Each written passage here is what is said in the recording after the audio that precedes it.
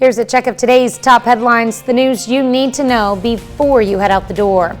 An Independence, Kansas man is in custody in Maryland, charged with threatening President Biden. According to a court filing, Scott Merriman made threats to the president in several forms, including a phone call to the White House operator, as well as Facebook posts that are laced with biblical imagery and references to the end of times. Filing says in a telephone interview with a U.S. Secret Service agent, Merriman said that God told him to go to Washington to, quote, lop the head of the serpent in the heart of the nation.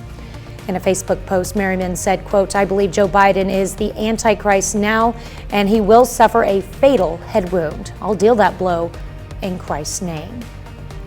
The former mayor pro-tem of Purcell, Missouri, admits to stealing from the city and avoids jail. In a deal with prosecutors, Nancy Wilson pleads guilty to misdemeanor stealing and gets 2 years unsupervised probation.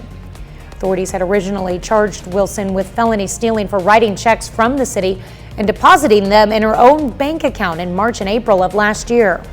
She has to repay more than $2,500 to the city.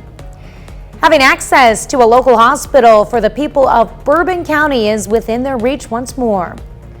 Representatives from Noble Health and the county Monday announced they're opening the Bourbon County Community Hospital. The hospital will be in the building of the old Mercy Hospital, Fort Scott, that closed in 2018. Officials say a design firm is working on restoring the building, which will take several months. And officials with the Joplin School District announced plans to begin work on a new 5-year strategic plan for the district. Company Opinion Research Specialist out of Springfield is collecting input about what community members would like to see. That input comes in the form of interviews with students, graduates, teachers, and parents, as well as comments from people through an online program.